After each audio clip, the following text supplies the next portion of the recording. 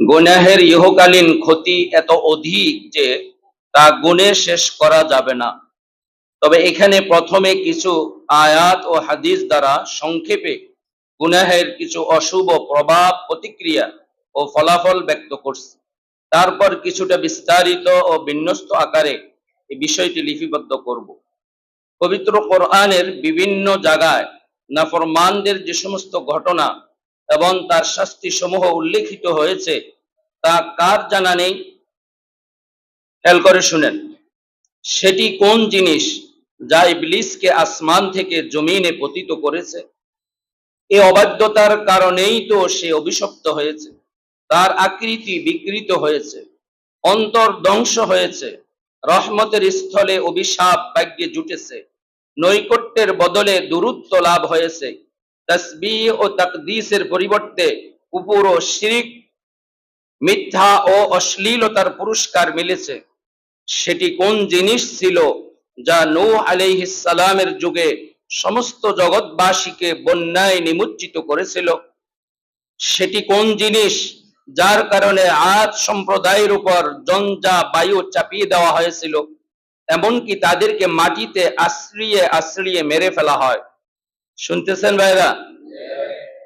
সেটি কোন জিনিস যার কারণে সামুদ জাতির উপর বিকট চিৎকার রূপে আযাব আসে, ফলে তাদের কলিজা ফেটে যায় এবং তারা সবংশ ধ্বংস হয়ে যায়? সেটি কোন জিনিস যার কারণে লূত আলাইহিস সালামের সম্প্রদায়ের জনপদকে আসমান পর্যন্ত নিয়ে গিয়ে উল্টে ফেলা হয় এবং উপর থেকে পাথর বর্ষানো হয়? সেটি কোন জিনিস যার কারণে শুআয়ব আলাইহিস সালামের সম্প্রদায়ের উপর মেঘের আকারে আযাব আসে এবং তা থেকে আগুন বর্ষিত হয়? সেটি কোন জিনিস যার কারণে ফেরাউনের সম্প্রদায়কে ভূমধ্য সাগরে ডুবিয়ে মারা হয়? সেটি কোন জিনিস যার কারণে কারুনকে ভূমিতে ধসিয়ে দেওয়া হয় এবং তার পিছে পিছে তার ঘরবাড়ি ও আসবাবপত্রও ধ্বংস হয়ে যায়? সেটি কোন জিনিস যার কারণে একবার বনি ইসরাইলের উপর এমন যুদ্ধবাজ জাতি চাপিয়ে দেওয়া হয় যারা তাদের গৃহাভ্যন্তরে প্রবেশ করে তাদেরকে তছনছ করে ফেলে, এবং পুনরায় একবার তাদের উপর তাদের প্রতিপক্ষকে বিজয়ী করা হয়, ফলে তাদের সাজানো গোছানো ঘর বাড়ি পুনর্বার ধ্বংস ও বরবাদ হয়ে যায়? সেটি কোন জিনিস যা ওই বনি ইসরাইলকেই বিভিন্ন বালা মুসিবতে আক্রান্ত করে? তারা কখনো নিহত হয়, কখনো বন্দী হয়, কখনো তাদের ঘর বাড়ি উজাড় করা হয়, কখনো অত্যাচারী বাদশাহ তাদের উপর চাপিয়ে দেওয়া হয়, কখনো তাদেরকে দেশান্তর করা হয়? সেই জিনিস যার কারণে এ সমস্ত অশুভ প্রভাব, প্রতিক্রিয়া ও আযাব ও গজব দেখা দেয়, তা পাপ ও নাফরমানি ছাড়া আর কি ছিল? এ সমস্ত ঘটনাকে পবিত্র কোরআনের জায়গায় জায়গায় বর্ণনা করা হয়েছে। আর অতি সংক্ষেপে তার কারণ সম্পর্কে ইরশাদ হয়েছে, ওমা কানা আল্লাহু লিয়াযলিমাহুম ওয়ালাকিন কানু আনফুসাহুম ইয়াযলিমুন। আল্লাহ তাআলা এমন নন যে তাদের উপর জুলুম করবেন, কিন্তু তারা নিজেরাই নিজেদের উপর জুলুম করত। লক্ষ্য করে দেখুন, তারা এই গুনাহের কারণেই দুনিয়াতে কত রকম আযাব ও গজব ভোগ করেছে। ইমাম আহমদ রহমতুল্লাহ আলাইহি বলেন যে যখন কুবরস সাইপ্রাস অঞ্চল বিজিত হয়, তখন জুবাইর বিন নুসাইর আবু দারদা রাদিয়াল্লাহু তাআলা আনহুকে দেখেন যে তিনি একাকী বসে কাঁদছেন। তিনি বলেন, আমি তাকে জিজ্ঞাসা করলাম, হে আবু দারদা, এমন বরকতময় দিনে কান্নার কারণ কি? যেদিন আল্লাহ তাআলা ইসলাম ও মুসলমানদেরকে সম্মান দিয়েছেন। তিনি উত্তর বললেন, হে জুবাইর, আফসোস, তুমি বুঝলে না, যখন কোন জাতি আল্লাহর হুকুম লঙ্ঘন করে তখন তারা আল্লাহর নিকট কেমন তুচ্ছ ও মূল্যহীন হয়ে যায়। দেখো কোথায় এ জাতি শাসন ক্ষমতার অধিকারী ছিল, আর আল্লাহর হুকুম পরিত্যাগ করার কারণে আজ তারা লাঞ্ছিত, যা তুমি এখন প্রত্যক্ষ করছো। হাদিস শরীফে আছে যে রাসূলুল্লাহ সাল্লাল্লাহু আলাইহি ওয়াসাল্লাম ইরশাদ করেন, ইন্নার রাজুলা লা ইউহরামুর রিজকা বিদ্দামবি ইউসিবুহু, নিশ্চয়ই মানুষ ওই পাপের কারণে রিজিক থেকে বঞ্চিত হয় যাতে সে লিপ্ত হয়। ইবনে মাজাহ শরীফে হযরত আব্দুল্লাহ ইবনে ওমর রাদিয়াল্লাহু তাআলা আনহু থেকে বর্ণিত আছে যে আমরা 10 ব্যক্তি হুজুর সাল্লাল্লাহু আলাইহি ওয়াসাল্লামের খেদমতে উপস্থিত ছিলাম। তখন তিনি আমাদেরকে লক্ষ্য করে ইরশাদ করলেন যে 5টি জিনিস এমন রয়েছে যেগুলো তোমরা লাভ হওয়া থেকে আমি আল্লাহর কাছে আশ্রয় প্রার্থনা করছি। এক, যখন কোন জাতির মধ্যে অশ্লীল কাজ প্রকাশ্যে হতে থাকবে তখন তারা প্লেগ রোগে আক্রান্ত হবে এবং আরো এমন এমন রোগে আক্রান্ত হবে যেগুলো তাদের পূর্বপুরুষদের যুগে ছিল না। দুই, যখন কোন জাতি মাপে কম দিবে তখন তাদেরকে দুর্ভিক্ষ, খাদ্যাভাব ও শাসকদের জুলুম অত্যাচারের শিকার করা হবে। তিন, যে জাতি যাকাত দেওয়া বন্ধ করে দিবে তাদের থেকেই রহমতের বৃষ্টি বন্ধ করে দেওয়া হবে। যদি জীব জন্তু না থাকতো তাহলে কখনোই তাদের উপর বৃষ্টি বর্ষণ হতো না। নাউজুবিল্লাহ। 5, যে জাতি চুক্তি ভঙ্গ করবে তাদের উপরই আল্লাহ তাআলা কাফির দুশমনকে চাপিয়ে দিবেন যারা তাদের ধন সম্পদ জোরপূর্বক ছিনিয়ে নেবে। ইবনে আবিদ দুনিয়া বর্ণনা করেন যে এক ব্যক্তি হযরত আয়েশা সিদ্দিকা রাদিয়াল্লাহু তাআলা আনহা এর নিকট ভূমিকম্পের কারণ জিজ্ঞাসা করলো। উত্তরে তিনি বললেন, যখন মানুষ বৈধ কাজের ন্যায় নির্ভীকভাবে ব্যভিচার করে, মদ পান করে এবং বাদ্য বাজায় তখন আসমানে আল্লাহ তাআলার আত্মমর্যাদায় তা বাধে। তখন তিনি জমিনকে নির্দেশ দেন তাদেরকে প্রকম্পিত কর। একবার হযরত ওমর ইবনে আব্দুল আজিজ রাহমাতুল্লাহি আলাইহি বিভিন্ন শহরে হুকুমনামা লিখে পাঠান যার বিষয়বস্তু ছিল এই, হামদ ও সালাতের পর বক্তব্য এই যে এই ভূমিকম্প আল্লাহ তাআলার ক্রোধের আলামত। আমি সব শহরে লিখে পাঠিয়েছি যে অমুক মাসের অমুক তারিখে দোয়া ও কান্নাকাটির উদ্দেশ্যে ময়দানে বের হবে। যাদের টাকা পয়সা আছে তারা দান খয়রাত করবে। আল্লাহ তাআলা ইরশাদ করেন, قد أفلح من تزكى وذكر اسم ربه فصلى, নিশ্চয়ই সে সাফল্য লাভ করলো যে পরিশুদ্ধ হলো এবং তার পালনকর্তার নাম স্মরণ করলো অতঃপর নামাজ আদায় করলো। এবং তোমরা দোয়ার মধ্যে বলো যেমন আদম আলাইহিস সালাম বলেছিলেন, রব্বানা যালামনা আনফুসানা ওয়া ইল্লাম তাগফির লানা ওয়া তারহামনা লানাকুনান্না মিনাল খাসিরিন। অর্থ, হে আমাদের প্রতিপালক, আমরা আমাদের আত্মার উপর জুলুম করেছি, যদি আপনি আমাদেরকে ক্ষমা না করেন এবং আমাদের উপর রহম না করেন তাহলে আমরা অবশ্যই ক্ষতিগ্রস্তদের অন্তর্ভুক্ত হব।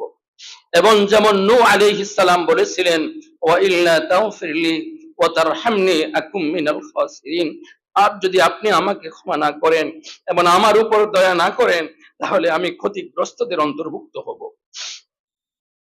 এবং যেমন ইউনূস আলাইহিস সালাম বলেছিলেন, লা ইলাহা ইল্লা আনতা সুবহানাকা ইন্নী কুনতু মিনাজ জালিমিন। অর্থ, আপনি ব্যতীত কোনো মাবুদ নাই, আমি আপনার পবিত্রতা বর্ণনা করছি, আমি জুলুম করেছি। ইবনে আবিদ দুনিয়া বর্ণনা করেন, রাসূলুল্লাহ সাল্লাল্লাহু আলাইহি ওয়াসাল্লাম ইরশাদ করেন, যখন মহান আল্লাহ বান্দাদের থেকে প্রতিশোধ গ্রহণ করতে চান তখন শিশুরা অধিক হারে মৃত্যুবরণ করে এবং মহিলারা বান্দা হয়ে যায়। মালিক বিন দিনার রাহমাতুল্লাহ আলাইহি বলেন, আমি হিকমতের কিতাবে পড়েছি যে আল্লাহ তাআলা ইরশাদ করেন, আমি আল্লাহ, আমি বাদশাহদের অধিপতি, তাদের অন্তর আমার হাতে, তাই যে ব্যক্তি আমার আনুগত্য করে আমি ওই সমস্ত বাদশাহর অন্তর তার উপর করুণাময় করে দেই, আর যে আমার অবাধ্য হয় আমি তার জন্য ওই বাদশাদেরকে শাস্তি রূপে নির্ধারণ করে দেই। তোমরা বাদশাদের নিন্দা বাদে লিপ্ত হয় না, আমার দিকে প্রত্যাবর্তন করো, আমি তাদেরকে তোমাদের প্রতি দয়াদ্র করে দিব। শুনতেছেন ভাইরা? ইমাম আহমদ রহমতুল্লাহি আলাইহি, ওয়াহাব রহমতুল্লাহি আলাইহি থেকে বর্ণনা করেন যে আল্লাহ তাআলা বনি ইসরাইলকে বলেন, যখন আমার আনুগত্য করা হয় তখন আমি সন্তুষ্ট হই, আর যখন আমি সন্তুষ্ট হই তখন বরকত দান করি, আর আমার বরকতের কোনো অন্ত নেই। আর যখন আমার অনুগত্য করা হয় না তখন আমি ক্রোধান্বিত হই, আর যখন আমি ক্রোধান্বিত হই তখন অভিসম্পাত করি, আর আমার অভিশাপের প্রতিক্রিয়া 7 বংশ পরক্রমা পরস্পরা পর্যন্ত অব্যাহত থাকে। নাউজুবিল্লাহ। আল্লাহর অভিশাপ যদি কারো প্রতি পড়ে 7 বংশ পরস্পরা এই অভিশাপ অব্যাহত থাকে। নাউজুবিল্লাহ। ইমাম আহমদ রহমতুল্লাহ আলাইহি, ওয়াকি রহমতুল্লাহ আলাইহি থেকে বর্ণনা করেন যে হযরত আয়েশা রাদিয়াল্লাহু তাআলা আনহা হযরত মুআবিয়া রাদিয়াল্লাহু তাআলা আনহুকে পত্র যোগে লেখেন, যখন বান্দা আল্লাহর হুকুম লঙ্ঘন করে তখন তার প্রশংসাকারী নিজেই বিরূপ করতে আরম্ভ করে। আরো অনেক হাদিস ও বর্ণনায় গুনাহের পার্থিব ক্ষতি সমূহ উল্লেখিত রয়েছে। এখন বিস্তারিত ও বিন্যস্তভাবে গুনাহের কিছু ক্ষতি লিপিবদ্ধ করা হচ্ছে। সহজে আয়ত্ত করার জন্য বিষয়গুলোকে অনুচ্ছেদ আকারে বর্ণনা করা সমীচীন মনে করছে। অনুচ্ছেদ 1, গুনাহের একটি ক্ষতি এই যে পাপী ব্যক্তি ইলম থেকে বঞ্চিত থাকে। নাউজুবিল্লাহ। পাপী ব্যক্তি ইলম থেকে কি থাকে? বঞ্চিত। কারণ ইলম হলো আত্মার নূর, জ্যোতি, আর গুনাহের দ্বারা আত্মার সেই নূর নিভে যায়। ইমাম মালিক রহমতুল্লাহ আলাইহি, ইমাম শাফি রহমতুল্লাহ আলাইহি উপদেশ দিয়েছেন, ইন্নী আরাল্লাহ তাআলা قد আলকা আলা কলবিকা নূরান ফালা তুতফিউহু বিল মাসিয়াতি। তালেবুল ইলম ভাইরা এবারটা স্মরণ রাখার চেষ্টা করবেন। ইমাম মালিক রহমতুল্লাহ আলাইহি ইমাম শাফি রহমতুল্লাহ আলাইহিকে উপদেশ দিয়েছেন, ইন্নী আরাল্লাহ তাআলা قد আলকা আলা কলবিকা নূরান ফালা তুতফিউহু বিল মাসিয়া। আমি দেখছি যে আল্লাহ তাআলা তোমার অন্তরে একটি নূর দিয়েছেন, তুমি যেন তা গুনাহের কালিমা দ্বারা নিভিয়ে না ফেলো। স্মরণ রাখবো তো ইনশাআল্লাহ। ইন্নী আরাল্লাহ তাআলা قد আলকা আলা কলবিকা নূরান ফালা তুতফিউহু বিল মাসিয়া। অনুচ্ছেদ 2, গুনাহের একটি দুনিয়াবী ক্ষতি এই যে এতে রিজিক কমে যায়। এত সংক্রান্ত হাদিস পূর্বে বর্ণিত হয়েছে, আগের পৃষ্ঠায় গেছে না? গুনাহের কারণে কি হয়? আর কথা কয় না, ইন্নার রাজুলা লা ইউহরামুর রিজকা বিদ-দামবি ইউসিবুহু। নিশ্চয় মানুষ ওই পাপের কারণে রিজিক থেকে বঞ্চিত হয় যাতে সে লিপ্ত হয়। গুনাহের কারণে মানুষ কি হয়? রিজিক থেকে বঞ্চিত হয়। অনুচ্ছেদ 3, একটি ক্ষতি এই যে পাপী ব্যক্তির আল্লাহ তাআলার প্রতি এক ধরনের ভীতি ও আতঙ্কের ভাব থাকে, আর এই বিষয়টি এমন যে সামান্য রুচি বোধ থাকলেও তা বুঝতে পারে। জনৈক ব্যক্তি এক আল্লাহওয়ালার নিকট ভীতি ও আতঙ্কের অভিযোগ করলে তিনি বললেন, ইদা কুনতা কাদ আওহাশাতকা যুনুবু ফাদাহা ইদা শিতা ওয়াস্তানিস। গুনাহ যখন তোমাকে আতঙ্কে ফেলে তখন তুমি আতঙ্ক দূর করতে চাইলে গুনাহ পরিহার করো। আতঙ্ক দূর করতে চাইলে কি করো? গুনাহ পরিহার করো আর আল্লাহর ভীতি লাভ করো। অনুচ্ছেদ 4, একটি ক্ষতি এই যে গুনাহ করার দ্বারা মানুষের সাথেও ভয় ও আতঙ্কের ভাব সৃষ্টি হয়, বিশেষত নেক লোকদের সাথে। তাদের নিকট বসতে মন চায় না, আর তাদের সাথে আতঙ্ক যত বৃদ্ধি পাবে তত তাদের থেকে দূরত্ব সৃষ্টি হবে এবং তাদের বরকত থেকে বঞ্চিত হবে। শুনতেছেন ভাইরা? গুনাহ যখন কারো হতে থাকে তখন মানুষের, বিশেষ করে নেক বান্দা আল্লাহ ওয়ালাদের কাছে যাইতে আতঙ্ক লাগে। আল্লাহ ওয়ালাদের কাছে যাইতে, বসতে, দেখা করতে কি লাগে? একটা আতঙ্ক ভাব মনে সৃষ্টি হয়। এক বুজুর্গ ব্যক্তি বলেন, আমার দ্বারা কোনো সময় পাপ কাজ সংগঠিত হলে তার মন্দ প্রভাব আমার স্ত্রী এবং জীব জন্তুর আচরণের মধ্যেও পায়, তারা আর পরিপূর্ণ অনুগত থাকে না। শুনতেছেন কথা? অনুচ্ছেদ 5, একটি ক্ষতি এই হয় যে বেশিরভাগ কাজে জটিলতা দেখা দেয়। পরহেজগারি তথা গুনাহ থেকে বেঁচে চলার দ্বারা সফলতার পথ সমূহ উন্মোচিত হতে থাকে। আল্লাহ তাআলা ইরশাদ করেন, ওয়া ইয়াত্তাকিল্লাহা ইয়াজআল লাহু মাখরাজা। আর যে আল্লাহকে ভয় করে আল্লাহ তার জন্য নিষ্কৃতির পথ করে দেন। অপরদিকে গুনাহ থেকে না বাঁচার দ্বারা সফলতার পথ সমূহ বন্ধ হয়ে যায়। খেয়াল করে শুনতেছেন আপনারা? অনুচ্ছেদ 6, একটি ক্ষতি এই হয় যে অন্তরে এক প্রকারের অন্ধকারাচ্ছন্নতা অনুভব হয়। অন্তরের দিকে একটু গভীরভাবে লক্ষ্য করলে অন্ধকার ভাব স্পষ্ট বুঝে আসে। এই অন্ধকারের শক্ত প্রভাবে এক ধরনের হতবুদ্ধিতা সৃষ্টি হয়, যার ফলে মানুষ বিদআত, গুমরাহি ও অজ্ঞতায় লিপ্ত হয়ে ধ্বংস হয়ে যায়। এবং এই অন্ধকারের মন্দ প্রভাব অন্তর থেকে চোখের মধ্যে চলে আসে, তারপর মুখমণ্ডলের এই কালিমা সবার দৃষ্টিগোচর হতে থাকে। পাপী ব্যক্তি যতই সুন্দর ও সুশ্রী হোক না কেন, তার চেহারায় এক প্রকার জ্যোতিহীনতা অবশ্যই বিরাজ করে। হযরত আব্দুল্লাহ বিন আব্বাস রাদিয়াল্লাহু তাআলা আনহু বলেন যে, নেক কাজ করার দ্বারা চেহারায় দীপ্তি, অন্তরে জ্যোতি, জীবিকায় প্রশস্ততা, দেহে শক্তি এবং অন্য মানুষের অন্তরে তার প্রতি ভালোবাসা জন্মায়। আর পাপ কাজ করার দ্বারা মুখমণ্ডলে দীপ্তিহীনতা, কলব ও অন্তরে অন্ধকারাচ্ছন্নতা, দেহে অলসতা, জীবিকায় সংকীর্ণতা এবং মানুষের অন্তরে বিদ্বেষ সৃষ্টি হয়। নাউজুবিল্লাহ। সবাই নাউজুবিল্লাহ বলে। অনুচ্ছেদ 7। একটি ক্ষতি এই হয় যে পাপ কাজ দ্বারা দেহ ও অন্তরে দুর্বলতা সৃষ্টি হয়। অন্তরের দুর্বলতা তো স্পষ্ট যে নেক কাজের সাহস হ্রাস পেতে পেতে নিঃশেষ হয়ে যায়। আর দেহ যেহেতু অন্তরের অধীন, তাই অন্তর দুর্বল হলে দেহ দুর্বল হয়ে যায়। লক্ষ্য করো, রোম ও পারস্যের কাফিররা কেমন দৈহিক শক্তির অধিকারী ছিল, কিন্তু সাহাবায়ে কেরাম রাদিয়াল্লাহু আনহুমের সামনে তারা টিকতে পারত না। এটা একটা প্রমাণ। কি বলেন?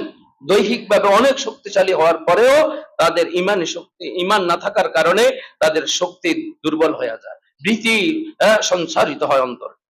অনুচ্ছেদ 8। একটি ক্ষতি এই হয় যে গুনাহের কারণে মানুষ ইবাদত বন্দিগি থেকে বঞ্চিত হয়ে যায়। আজ এই ইবাদত চলে যায়, কাল আরেক ইবাদত ছুটে যায়, পরশু আরেকটি হাতছাড়া হয়ে যায়। এমনি ভাবে পাপ কাজের ফলে ক্রমান্বয়ে সমস্ত নেক কাজ তার হাতছাড়া হয়ে যায়। যেমন কেউ এক গ্লাস সুস্বাদু খাবার এমন খেলো, যার দ্বারা এমন রোগ সৃষ্টি হলো যে শত সহস্র সুস্বাদু খাবার থেকে সে বঞ্চিত হয়ে গেল। অনুচ্ছেদ 9। একটি ক্ষতি এই হয় যে গুনাহের কারণে আয়ু কমে যায়। শুনতেছেন? গুনাহের কারণে আয়ু কমে যায়, হায়াত কমে যায় এবং বরকত নষ্ট হয়ে যায়। কারণ নেক কাজ দ্বারা আয়ু বৃদ্ধির কথা সহিহ হাদিস দ্বারা প্রমাণিত। বিদায় পাপ কাজ দ্বারা বয়সের ঘাটতি হওয়ার বিষয় এর দ্বারাই বুঝে নিন। আর এরূপ সন্দেহ নিতান্তই অমূলক যে বয়স তো নির্ধারিত, তা কিভাবে হ্রাস বৃদ্ধি হতে পারে? প্রশ্ন হইতে পারে না যে তাকদীর, মানুষ কত বছর হায়াত পাবে এটা তো ভাগ্যে লেখা আছে। তো বয়স নির্ধারিত, এখানে নেক কাজের দ্বারা কমে, গুনাহের দ্বারা নেক কাজের দ্বারা বাড়ে, গুনাহের কারণে কমে, এটা কিভাবে হয়? এই প্রশ্নের জবাব দিতেছেন হাকিমুল উম্মত। কারণ বয়সেরই বা কি বিশেষত্ব রয়েছে? এ সমস্ত বিষয় তো নির্ধারিত। সচ্ছলতা, অসচ্ছলতা, সুস্থতা, অসুস্থতা, সব ব্যাপারেই তো একই সন্দেহ হতে পারে, কিন্তু এর পরও বিষয়গুলোকে উপকরণের সাথে সম্পৃক্ত মনে করে সে অনুপাতে চেষ্টা তাদবির করা হয়। বয়সের বিষয়টিও একই রূপ বোঝা উচিত। এটা অন্য জায়গায় এটার জবাব আছে, এটা তাকদীরে মুবরাম। এভাবে লেখা আছে যে এই মানুষ এই নেক আমল করলে আল্লাহ তাআলা তাকে 60 বছর হায়াত দিবেন, আর সে যদি এই নেক বদ কাজে, গুনাহের নাফরমানির কাজে লিপ্ত হয়, তার বয়স কমে যাবে 50 বছর। এরকম তাকদীরে ঠিক মুআল্লাক। তাকদীরে মুবরাম যেটা, সেটা হলো অকাট্য ফয়সালা, আর একটা হলো তাকদীরে মুআল্লাক, কোন বিষয়ের সাথে সম্পৃক্ত। এটাও তাকদীরে মুআল্লাকের মুআমালা। অনুচ্ছেদ 10। একটি ক্ষতি এই হয় যে প্রথম পাপ দ্বিতীয় পাপের কারণ হয়, সেটি তৃতীয়টির কারণ হয়। এমনি ভাবে পাপ কাজ বৃদ্ধি পেতে থাকে। অবশেষে পাপী ব্যক্তি পাপ কাজ দ্বারা পরিবেষ্টিত হয়ে যায়। দ্বিতীয়ত, পাপ কাজ করতে করতে এমন অভ্যাসে পরিণত হয়ে যায় যে তা পরিত্যাগ করা কঠিন হয়ে পড়ে। তখন আর এই পাপ কাজের স্বাদ বলতে কিছুই থাকে না, কিন্তু না করলে কষ্ট হয়, তাই তা করতে থাকে। এক গুনাহ আরেক গুনার দিকে টানে, এক গুনাহ আরেক গুনার দিকে টানে, এক গুনাহ আরেক গুনার দিকে টানে। এজন্য পাপ কাজ থেকে সর্বাবস্থায় দূরে থাকা জরুরি। অনুচ্ছেদ 11। একটি ক্ষতি এই হয় যে গুনাহ করার দ্বারা তওবা করার ইচ্ছা দুর্বল হয়ে যায়। গুনাহ করতে করতে এক পর্যায়ে আর তওবা করার ইচ্ছাও কি থাকে না। এমনকি একেবারেই তওবার তৌফিক হয় না, তওবাবিহীন অবস্থাতেই মৃত্যু চলে আসে। নাউজুবিল্লাহ। আল্লাহ আমাদের সকলকে হেফাজত করেন, সকলে আমিন বলি। অনুচ্ছেদ 12, একটি ক্ষতি এই হয় যে কিছুদিনের মধ্যে ওই পাপ কাজের ঘৃণা অন্তর থেকে বের হয়ে যায়, তখন ওই পাপ কাজকে আর অন্যায় মনে করে না, কেউ দেখে ফেলবে তারও পরোয়া করে না, বরং গর্ব ভরে তার আলোচনা করতে থাকে। এ ধরনের ব্যক্তি ক্ষমা থেকে দূরে সরে যেতে থাকে। যেমন হুজুর সাল্লাল্লাহু আলাইহি ওয়াসাল্লাম ইরশাদ করেন, কুল্লু উম্মতি মুআফান ইল্লাল মুজাহিরিন ওয়া ইন্না মিনাল ইজহার আন ইয়াসতুরাল্লাহু আলাল আবদ ثم يصبح يفضح نفسه ويقول يا فلان علمت يوم كذا وكذا فيهلك نفسه وقد بات يستره ربه। সবার জন্যই ক্ষমার আশা রয়েছে, তবে যারা প্রকাশ্যে পাপ কাজ করে তারা ছাড়া। আর এটাও প্রকাশ্যে পাপ কাজ করার অন্তর্ভুক্তই যে আল্লাহ তাআলা তো তার পাপ কাজকে গোপন করেছিলেন, কিন্তু সকালবেলা সে নিজে নিজেকে এইভাবে লাঞ্ছিত করে যে হে অমুক, আমি অমুক অমুক দিন অমুক অমুক কাজ করেছিলাম, এভাবে নিজেই নিজের গোপন কথা প্রকাশ করে দেয়, অথচ আল্লাহ তাআলা তো গোপন করেছিলেন। শুনতেছেন কথা? গুনাহ করতে করতে যখন লাভ হওয়ার আসি যায়, তখন নিজেই নিজের গুনাহের কথা কি করতে থাকে? প্রকাশ করতে থাকে। আর কখনো গুনাহের ঘৃণ্যতা লোপ পেতে পেতে কুফর পর্যন্ত পৌঁছে যায়। নাউজুবিল্লাহ। এ কারণে এক বুজুর্গ বলেন যে তোমরা তো গুনাহকে ভয় করো আর আমি কুফরকে ভয় করি। তোমরা তো গুনাহকে ভয় করো আর আমি কি করি? কুফরকে ভয় করি। অনুচ্ছেদ 13, একটি ক্ষতি এই হয় যে, শুনতেছেন আপনারা? খেয়াল করে শুনেন, প্রত্যেক গুনাহই আল্লাহ তাআলা দুশমনদের উত্তরাধিকার, তাই যেন পাপী ব্যক্তি ওই অভিশপ্তদের উত্তরাধিকারী হলো। যেমন গুর্জদারে অপকর্ম করা লূত আলাইহিস সালামের জাতির উত্তরাধিকার, মাপে কম দেওয়া শোয়াব আলাইহিস সালামের জাতির উত্তরাধিকার, ফিতনা ফাসাদ ও বিপর্যয় সৃষ্টি করা ফেরাউন ও তার সম্প্রদায়ের উত্তরাধিকার, অহংকার ও জোর জবরদস্তি হুদ আলাইহিস সালামের সম্প্রদায়ের উত্তরাধিকার। আর এ পাপী ব্যক্তিরা তাদের সাদৃশ্য ও বেশভূষা গ্রহণ করে আছে। মুসনাদে আহমদ গ্রন্থে হযরত আব্দুল্লাহ ইবনে ওমর রাদিয়াল্লাহু তাআলা আনহু থেকে বর্ণিত আছে যে রাসূলুল্লাহ সাল্লাল্লাহু আলাইহি ওয়াসাল্লাম ইরশাদ করেন, মান তাশাব্বাহা বিকওমিন ফাহুয়া মিনহুম, যে ব্যক্তি যে জাতির সাদৃশ্য গ্রহণ করবে সে ওই জাতির অন্তর্ভুক্ত বলে গণ্য হবে। নাউজুবিল্লাহ। গুনাহের একটি ক্ষতি এই হয় যে গুনাহ করার দ্বারা গুনাহগার ব্যক্তি আল্লাহ তাআলার নিকট মূল্যহীন ও লাঞ্ছিত হয়ে যায়। আর যখন সৃষ্টিকর্তা আল্লাহর নিকট হেয় ও লাঞ্ছিত হয়ে যায়, তখন মানুষের মধ্যেও তার আর কোনো সম্মান থাকে না। আল্লাহ তাআলা ইরশাদ করেন, ওয়ামান ইউহিনিল্লাহু ফামা লাহু মিন মুকরিমিন, আল্লাহ যাকে অপমানিত করেন কেউ তাকে সম্মান দেওয়ার থাকে না। আল্লাহ যাকে অপমানিত করেন কেউ তাকে সম্মান দেওয়ার থাকে না। অনুচ্ছেদ 15, একটি ক্ষতি এই হয় যে গুনাহের অশুভ প্রতিক্রিয়া যেমন গুনাহগারের উপর পতিত হয়, তেমনি তার ক্ষতি অন্যান্য সৃষ্টির উপরও পতিত হয়, ফলে সমস্ত সৃষ্টি তার উপর অভিশাপ করে থাকে। গুনাহের শাস্তি তো হবেই, উপরন্তু এই অভিশাপ তার অতিরিক্ত শাস্তির কারণ হবে। নাউজুবিল্লাহ। মুজাহিদ রহমতুল্লাহ আলাইহি বলেন, যখন মারাত্মক দুর্ভিক্ষ দেখা দেয় এবং বৃষ্টি বন্ধ হয়ে যায়, তখন জীবজন্তু পাপী ব্যক্তিদের উপর অভিসম্পাত করে আর বলে যে এটি আদম সন্তানের পাপের মন্দ প্রতিক্রিয়া। আল্লাহ। একটি ক্ষতি এই হয় যে, শুনেন খেয়াল করে, হ্যাঁ, একটি ক্ষতি এই হয় যে পাপ কাজ করার দ্বারা বিবেক বুদ্ধি লোপ পায় এবং তা বিকৃত হয়ে যায়, কারণ বুদ্ধি একটি আলোকদীপ্ত জিনিস। পাপ ও কালিমা দ্বারা তা লোপ পেয়ে যায়, বরং পাপ করাটাই নির্বুদ্ধিতার প্রমাণ। যদি পাপী ব্যক্তির বুদ্ধি ঠিক থাকতো, তাহলে এমত অবস্থায়ও কি পাপ কাজ করতে পারে যে সে আল্লাহর ক্ষমতাধীন রয়েছে, তার রাজত্বে বসবাস করছে, তিনি সর্বদা দেখছেন, তার ফেরেশতারা সাক্ষী হচ্ছে, কোরআন শরীফ তাকে নিষেধ করছে, ঈমান তাকে বাধা দিচ্ছে, মৃত্যু তাকে বারণ করছে, দোজখ তাকে নিষেধ করছে। পাপ কাজ করার দ্বারা ওই পরিমাণ স্বাদ ও আনন্দ লাভ হয় না, দুনিয়া ও আখিরাতের যে পরিমাণ লাভ এর দ্বারা হাতছাড়া হয়। আচ্ছা, কোন সুস্থ বুদ্ধির অধিকারী ব্যক্তি কি এত সব সত্ত্বেও পাপ কাজ করতে পারে? কি বলেন আপনারা, পারে? সবাই দেখো না,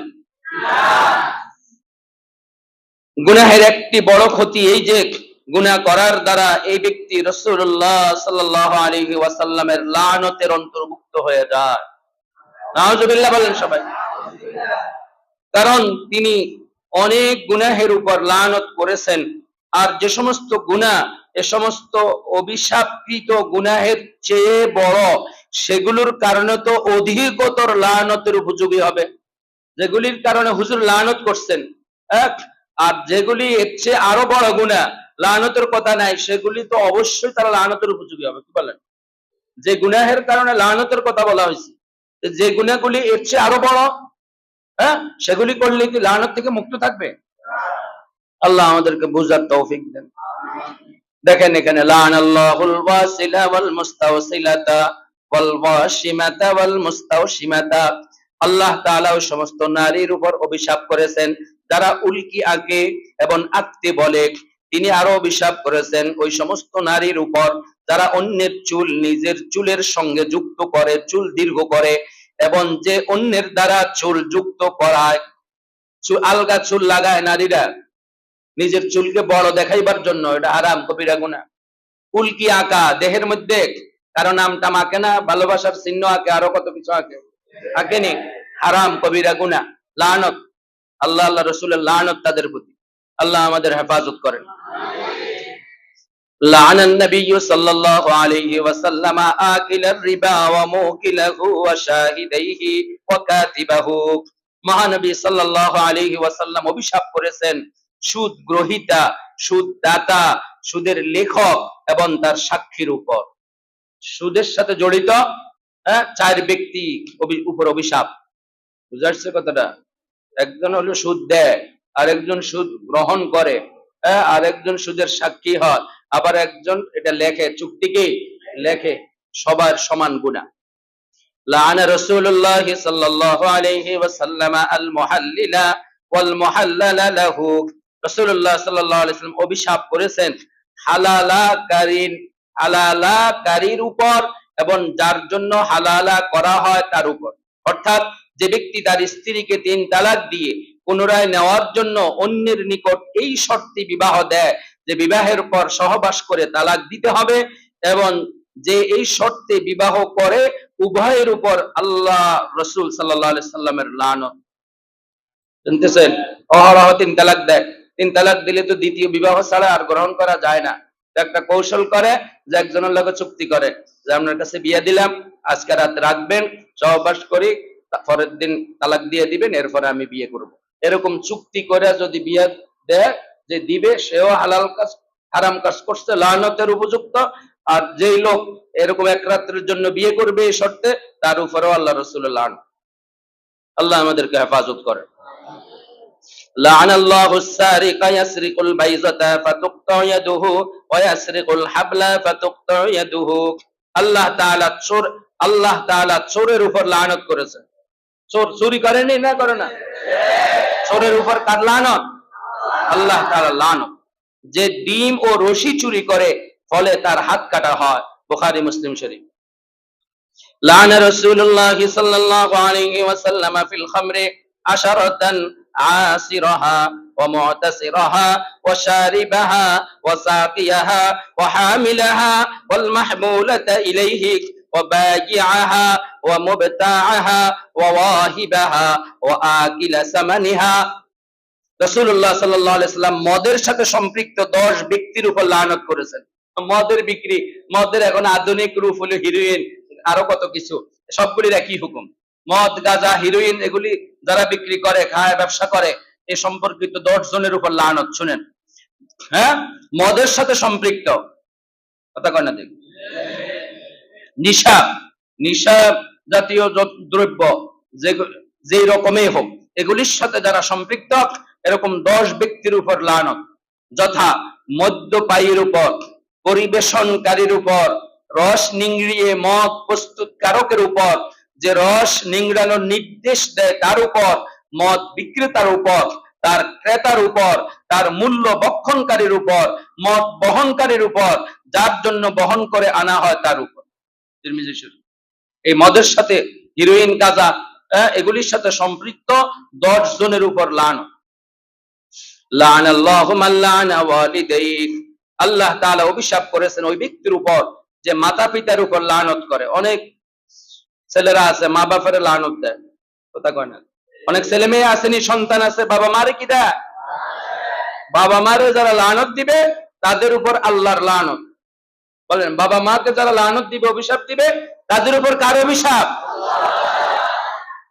যে তারা একটু মাথা নিচের দিকে দিয়ে রয়েছে, এদেরকে সোজা করে দেন। লানাল্লাহু মান সাব্বা ওয়ালিদাইহি, আল্লাহ পাক লানত করেছেন ওই ব্যক্তির উপর যে তার মা বাবাকে গালি দেয়। মা বাবাকে গালি দেয় এরকম সন্তান আমাদের সমাজে আছে না নাই? মা বাবাকে যারা গালি দেয় তাদের উপর কার লানত? আল্লাহ তাআলার লানত। আল্লাহ আমাদেরকে হেফাজত করে।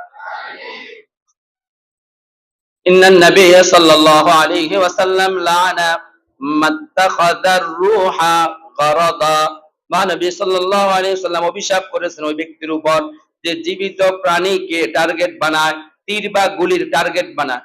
কোন জীবিত প্রাণীকে তীর বা গুলির টার্গেট বানায়, নিশানা বানায়, তার উপরেও লানত। লানাল্লাহুল মুতাশাব্বিহিনা মিনার রিজালি বিন নিসা ওয়াল মুতাশাব্বিহাতি মিনান নিসাই বির রিজাল, আল্লাহ তাআলা অভিশাপ করেছেন ওই সমস্ত পুরুষের উপর যারা নারীদের সাদৃশ্য গ্রহণ করে এবং ওই সমস্ত নারীর উপর যারা পুরুষদের বেশভূষা ধারণ করে।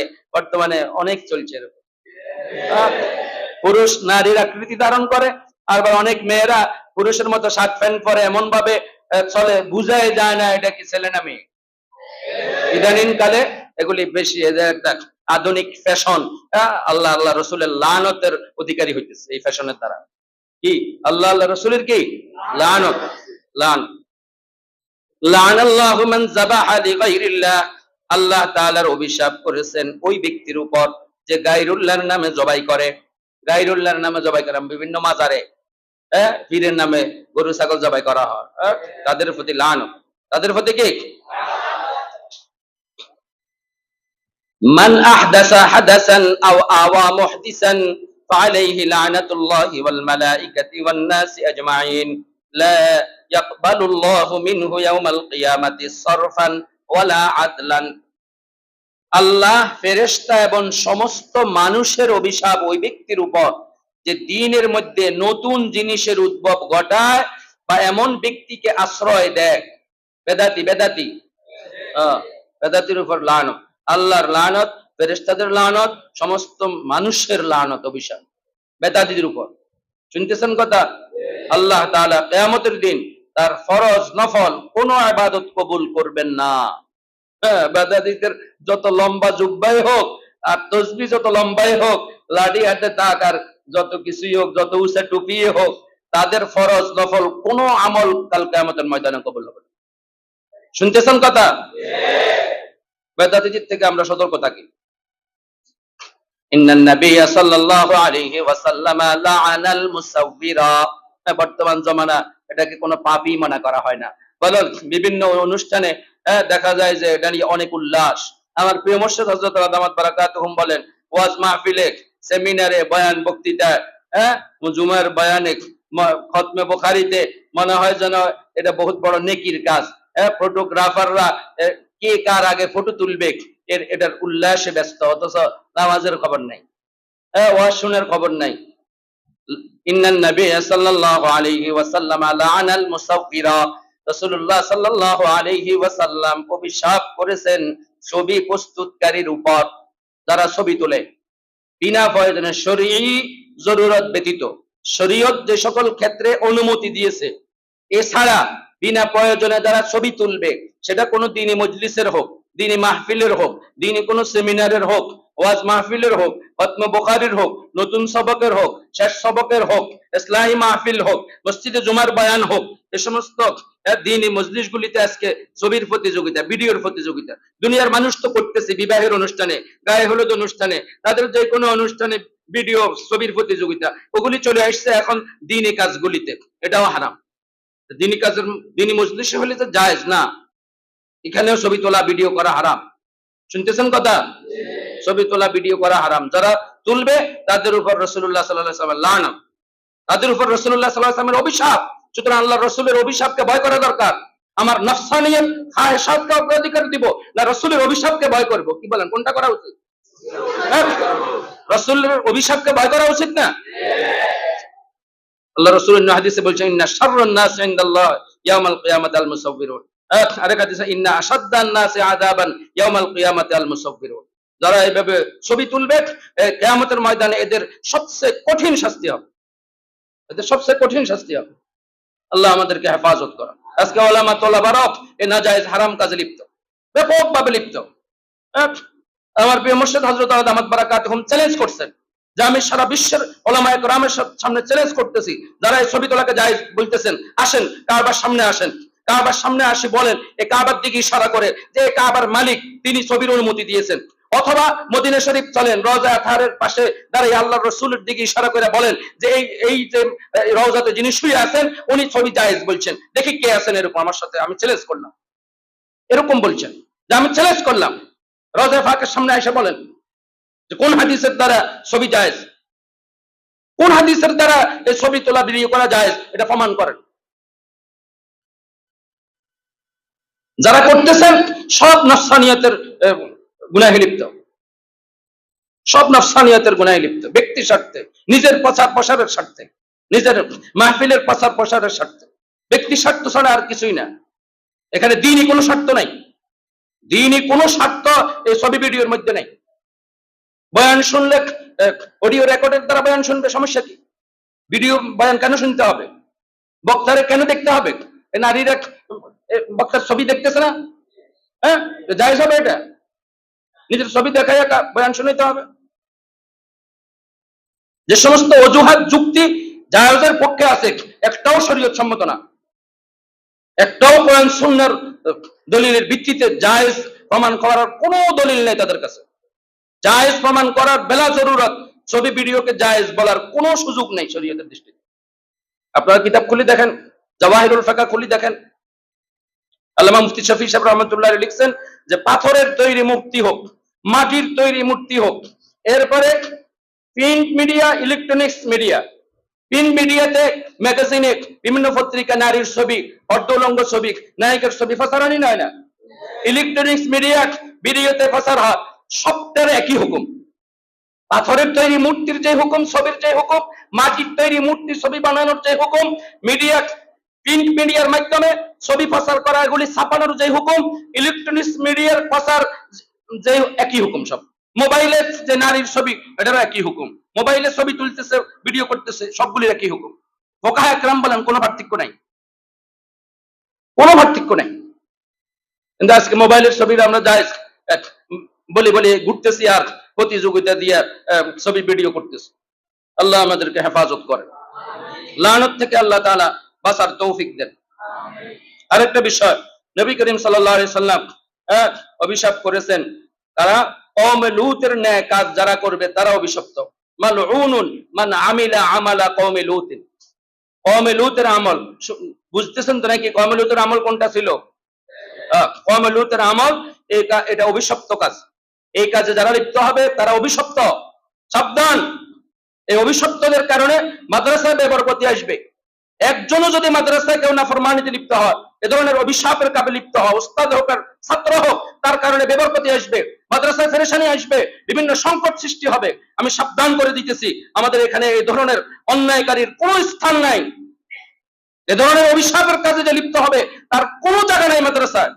মাদ্রাসা থাকার কোনো অধিকার তার নাই, কোনো অধিকার তার নাই। এক মুহূর্ত মাদ্রাসা থাকার সুযোগ দেওয়া হবে না, এক মুহূর্ত। এ ধরনের অন্যায় কাজে লিপ্ত হবে, আমাদের কাছে যদি কোনো অভিযোগ আসে আর সে যদি প্রমাণিত হয়, খোদার কসম এক মুহূর্ত মাদ্রাসায় থাকার সুযোগ দেওয়া হবে না, এক মুহূর্ত মাদ্রাসায় থাকার কি দেওয়া হবে না? সুযোগ দেওয়া হবে না। সাবধান, মালউনুন মান আমিলা আমালা কওমে লূতিন। ওই ব্যক্তি অভিশপ্ত যে কওমে লূতের ন্যায় কাজ করে। মালউনুন মান আতা শাইআন মিনাল বাহাইম। ওই ব্যক্তি অভিশপ্ত যে কোনো পশুর সাথে যৌন কর্ম করে। পশুর সাথে অনেকে যৌন কর্ম করে, এগুলি বিভিন্ন সময় বিভিন্ন মিডিয়াতে আসে। পশুর সাথে, গরুর সাথে, ছাগলের সাথে অপকর্মে লিপ্ত হয়, হ্যাঁ, এরা অভিশপ্ত, অভিশপ্ত। আমা বালাগাকুম আন্নী লাআনতু মান ওয়াসামাল বাহিমাতা ফি ওয়াজহিহা আও যারাবাহা ফি ওয়াজহিহা। তিনি অভিশাপ করেছেন ওই ব্যক্তির উপর যে কোনো পশুর চেহারায় চেক দেয় বা আঘাত করে। যে কোনো পশুর চেহারায় চেক দেওয়া আঘাত করা এটা অভিশপ্তের কাজ। মালউনুন মান দাররা মুমিনান আও মাকারা বিহি, ওই ব্যক্তি অভিশপ্ত যে কোনো মুসলমানকে কষ্ট দেয় বা তার সাথে প্রতারণা করে। যে ব্যক্তি কোনো মুসলমানকে কষ্ট দেয় বা তার সাথে প্রতারণা করে এটাও অভিশাপের কাজ। সাবধান। লানা রাসূলুল্লাহ সাল্লাল্লাহু আলাইহি ওয়াসাল্লাম যায়িরাতিল কুবুর ওয়াল মুত্তাখিদিনা আলাইহাল মাসাজিদ ওয়াস সুরজা। রাসূলুল্লাহ সাল্লাল্লাহু আলাইহি ওয়াসাল্লাম অভিশাপ করেছেন ওই সমস্ত নারীর উপর যারা কবরস্থানে যায় এবং যারা সেখানে সিজদা করে বা বাতি জ্বালায়। আসেনি বন্ড পীর ফকিরদের দরবারে গিয়া বাতি জ্বালায়, মোমবাতি জ্বালায়, ওখানে গিয়ে সিজদা করে, এদের উপরও অভিশাপ। শুনতেছেন? লাইসা মিন্না মান খাব্বাবা ইমরাতান আলা যাওজিহা আও আবদান আলা সাইয়্যিদিহি। যে কোন নারীকে তার স্বামীর বিরুদ্ধে বা কোন কৃতদাসকে তার মনিবের ব্যাপারে ক্ষুব্ধ করে সে আমাদের দলভুক্ত নয়। অনেকে আছে স্ত্রীকে স্বামীর বিরুদ্ধে খেপায়া তোলে। কথা কয় আসলে না এরকম? স্ত্রীকে স্বামীর বিরুদ্ধে কি করে? খেপায়া তোলে। রাসূলুল্লাহ সাল্লাল্লাহু আলাইহি ওয়াসাল্লাম বলছেন এরা আমার উম্মত নয়, এরা আমার কি নয়? উম্মত নয়। মালউনুন মান আতা ইমরাতাহু ফি দুবুরিহা, ওই ব্যক্তি অভিশপ্ত যে তার স্ত্রীর গুহ্য দ্বারে সহবাস করে। বিজাতিদের মধ্যে এগুলি ঘটতেছে আর মোবাইলে এগুলি প্রচার করে মুসলমানদেরকে ধ্বংস করার জন্য। স্ত্রীর পিছনের রাস্তা দিয়া যারা মিলামিশা করে তারা অভিশপ্ত, হারাম কবিরা গুনাহ, এটা অভিশাপের কাজ, লানতের কাজ। আল্লাহ আমাদের মুসলিম জাতিকে হেফাজত করে। মান আশারা আলা আখিহি বিহাদিদাতিন লাআনাতুহুল মালাইকা, যে ব্যক্তি তার মুসলমান ভাইয়ের দিকে লোহা দ্বারা ইঙ্গিত করে, ধারালো অস্ত্র দ্বারা ইঙ্গিত করে, তার উপরে ফেরেশতারা অভিশাপ করে। ছুরি দ্বারা, তালেবুল ইলমরা কখনো এই কাজ করবেন না। কোন সাথী ভাইকে কোন ছুরি দেখাইবেন না। কাউকে ধারালো কোনো অস্ত্র দিয়া কাউকে ভয় দেখানো, তার দিকে তাক করা, এটা কি করা? কথা কয় না তো। ফেরেশতারা তার প্রতি কি করে? লানত। ইযা রাআইতুমুল্লাযীনা ইয়াসুব্বুনা আসহাবী ফাকুলু লানাতুল্লাহি আলা শাররিকুম, যারা সাহাবায়ে কেরাম রাদিয়াল্লাহু আনহুমের সমালোচনা করে তাদের দেখলে তোমরা বলো যে তোমাদের অপকর্মের উপর আল্লাহর লানত। বলেন সবাই। যারা কি করে? সাহাবায়ে কেরামের সমালোচনা করে, রাসূল বলেন তাদেরকে দেখলে বলবা যে তোমাদের এই অপকর্মের উপর আল্লাহ তাআলার কি লানত। ফাহাল আসাইতুম ইন তাওয়াল্লাইতুম আন তুফসিদু ফিল আরদি ওয়া তুকাত্তিউ আরহামাকুম উলাইকা আল্লাযীনা লাআনাহুমুল্লাহ ইন্নাল্লাযীনা ইউযুনা আল্লাহ ওয়া রাসূলাহু লাআনাহুমুল্লাহু ফিদ দুনিয়া ওয়াল আখিরাহ। ক্ষমতা লাভ করলে সম্ভবত তোমরা পৃথিবীতে অনর্থ সৃষ্টি করবে এবং আত্মীয়তার বন্ধন ছিন্ন করবা, এদের প্রতি আল্লাহর অভিসম্পাত করেন। ক্ষমতা পাওয়ার পরে যারা কি করে? দুনিয়াতে ফাসাদ সৃষ্টি করে, অনর্থ সৃষ্টি করে, আর যারা আত্মীয়তার বন্ধন ছিন্ন করে আল্লাহ রাব্বুল আলামিন তাদের উপর অভিশাপ করেন। যারা আল্লাহ ও তার রাসূলকে কষ্ট দেয় আল্লাহ তাদের প্রতি ইহকাল ও পরকালে অভিসম্পাত করেন। আল্লাহ এবং আল্লাহর রাসূলকে যারা কষ্ট দেয় তাদের উপর আল্লাহর লানত দুনিয়াতেও পরকালেও। শুনতেছেন নি কথা? ইন্নাল্লাযীনা ইয়াকতুমুনা মা আনজালনা মিনাল বায়্যিনাতি ওয়াল হুদা মিন বা'দি মা বায়্যানাহু লিন-নাসি ফিল কিতাব উলাইকা ইয়ালআনুহুমুল্লাহ ওয়া ইয়ালআনুহুমুল লাঈনুন। নিশ্চয় যারা গোপন করে আমি যেসব তথ্য এবং হেদায়েতের কথা নাজিল করেছি মানুষের জন্য কিতাবের মধ্যে বিস্তারিত বর্ণনা করার পরও সে সমস্ত লোকের প্রতি আল্লাহর অভিসম্পাত এবং অন্যান্য অভিসম্পাতকারী গণেরও, দ্বীনের কথা যারা সত্য কথা হক কথা যারা গোপন করে তাদের প্রতি লানত। লানাল্লাহুর রাশিয়া ওয়াল মুরতাশিক ওয়ার রাইশ আল্লাযী ইয়ামশি বাইনাহুমা। আল্লাহ অভিশাপ করেছেন ওই ব্যক্তির উপর যে ঘুষ দেয়, যে ঘুষ নেয় এবং যে এর মধ্যস্থতা করে। আমাদের দেশে তো ঘুষ ছাড়া কিছুই হয় না। সরকারি অফিস আদালতে ঘুষ ছাড়া কোনো কাজই হয় না। ঘুষ যে দিবে তার উপর অভিশাপ, ঘুষ যে নিবে তার উপর অভিশাপ, আর কিছু লোক থাকে এটা মধ্যস্থতা করে, দালাল। সমস্ত অফিস আদালতে কি আছে? দালাল আছে। এদের কাজ হলো এটা মধ্যস্থতা করে দিবে যে আপনি ঘুষ কি পরিমাণ টাকা ঘুষ দিয়ে কাজ করতে হবে, এরা এটা ঠিক করে দিবে। ঠিক আছে কথাটা? তিন দলের উপর লানত, তিন দলের উপর কি লানত। একটি ক্ষতি এই হয় যে গুনাহ করার দ্বারা ফেরেশতাদের দোয়া থেকে বঞ্চিত হয়ে যায়। আল্লাহ তাআলা ইরশাদ করেন, আল্লাযীনা ইয়াহমিলুনাল আরশা ওয়া মান হাওলাহু ইউসাব্বিহুনা বিহামদি রাব্বিহিম ওয়া ইউমিনুনা বিহি ওয়া ইস্তাগফিরুনা লিল্লাযীনা আমানু রব্বানা ওয়াসি'তা কুল্লা শাইইন রাহমাতাও ওয়া ইলমা ফাগফির লিল্লাযীনা তাবু ওয়াত্তাবাউ সাবিলাকা ওয়া কিহিম আযাবাল জাহিম। এই আয়াতের সার কথা এই যে সমস্ত ফেরেশতারা আরশ বহন করছেন এবং যে সমস্ত ফেরেশতারা তার চারপাশে রয়েছেন, তারা তাদের প্রতিপালকের প্রশংসা সহ তাসবিহ পাঠ করে এবং তার প্রতি বিশ্বাস রাখে এবং তারা ঈমানদারদের জন্য এই বলে মাগফিরাত কামনা করেন যে হে আল্লাহ, আপনার রহমত এবং ইলম অতি প্রশস্ত, আপনি এমন লোকদেরকে মাফ করে দিন যারা আপনার দিকে প্রত্যাবর্তন করে এবং আপনার পথের অনুসরণ করে এবং তাদেরকে জাহান্নামের আযাব থেকে রক্ষা করুন। সুবহানাল্লাহ। লক্ষ্য করুন, এই আয়াত দ্বারা পরিষ্কার জানা গেল যে ফেরেশতাগণ ওই সমস্ত ঈমানদারদের জন্য মাগফিরাতের দোয়া করেন যারা আল্লাহর সন্তুষ্টির পথে চলে। সুবহানাল্লাহ। আল্লাহর সন্তুষ্টির পথে যারা চলে তাদের জন্য দোয়া করেন কারা? ফেরেশতারা। কিসের দোয়া? মাগফিরাতের দোয়া। মাগফিরাতের দোয়া। আল্লাহ সন্তুষ্টির পথে চলে বিদায় যারা গুনাহের কাজ করে সে পথ ছেড়ে দিল, তারা এই মহান দৌলতের হকদার কি করে থাকতে পারে? হাকিমুল উম্মত বলেন যে আল্লাহর পথে চললে যদি ফেরেশতাদের দোয়া পাওয়া যায়, তাহলে আল্লাহর নাফরমানির পথে চললে ফেরেশতাদের দোয়া থেকে মাহরুম আর বঞ্চিত হয়ে যায়। ফেরেশতাদের দোয়া থেকে কি মাহরুম আর বঞ্চিত হয়ে যায়। আল্লাহু আকবার। গুনাহের অনেকগুলি ক্ষতির কথা এখানে কি বলা হয়েছে। আল্লাহ তাআলা আমাদের সকলকে গুনাহ থেকে বাঁচার তৌফিক দান করেন। হ্যাঁ, সর্বশেষ ক্ষতিটার কথা বলে আলোচনা শেষ করতেছি। একটি ক্ষতি এই হয় যে গুনাহ করার দ্বারা আল্লাহর রহমতের ব্যাপারে নৈরাশ্য চলে আসে, ফলে তওবা করে না, তওবাহীন অবস্থাতেই মৃত্যুবরণ করে। এক ব্যক্তিকে তার মৃত্যুর সময় বলা হলো যে লা ইলাহা ইল্লাল্লাহ বলো, সে গান গাইতে আরম্ভ করলো। শুনেন এই কথাটা, এক ব্যক্তিকে বলা হইলো যে কালিমা পড়ো লা ইলাহা ইল্লাল্লাহ, সে কি করতেছে? গান গাইতে আরম্ভ করলো এবং বলতে লাগলো যে কালিমা আমাকে পড়াচ্ছ, হ্যাঁ, তা দ্বারা আমার কি লাভ হবে? নাউজুবিল্লাহ, কোন গুনাহই তো আমার বাদ নেই। অবশেষে কালিমা ছাড়া মারা গেল। নাউজুবিল্লাহ। আরেক ব্যক্তিকে কালিমা পড়াতে চাইলে সে বলল এই কালিমা দ্বারা কি হবে, আমি তো কখনো নামাজও পড়ি নাই। সেও এভাবেই মারা গেল। নাউজুবিল্লাহ। আরেক ব্যক্তিকে কালিমা পড়তে বলা হলো, বলা হলো, সে বলল আমি তো এই কালিমা স্বীকারই করি না। নাউজুবিল্লাহ। এই কথা বলে বিদায় হলো। আরেক ব্যক্তি বলে যে কেউ আমার জিহ্বা ধরে বসেছে, তাই মুখ দিয়ে কালিমা বের হচ্ছে না। নাউজুবিল্লাহ। একজনকে বলা হলো যে কালিমা পড়ো, সে বলতেছে যে কেউ আমার মুখ জিহ্বা ধরে রাখছে, আমার মুখ দিয়ে কালিমা বের হচ্ছে, কালিমা আমি উচ্চারণ করতে পারতেছি না। আল্লাহ তাআলা আমাদেরকে হেফাজত করুন। এজন্য প্রিয় ভাই ও বন্ধুগণ, আজকে হাকিমুল উম্মত মুজাদ্দিদুল মিল্লাত হযরত মাওলানা আশরাফ আলী থানভী রাহমাতুল্লাহ আলাইহির লেখা কিতাব জাযাউল আমাল, এই কিতাবের গুনাহের ক্ষতি সম্পর্কে আলোচনা করা হয়েছে। আল্লাহ তাআলা আমাদেরকে সকল প্রকার গুনাহ থেকে বাঁচার তৌফিক দান করেন। আমরা এখন একটু মুখতাসার দোয়া করি, শেষ রাতের দোয়া হবে ইনশাআল্লাহ। আল্লাহুম্মা সাল্লি আলা মুহাম্মাদিন ওয়া আলা আলি মুহাম্মাদ কামা সাল্লাইতা আলা ইব্রাহিম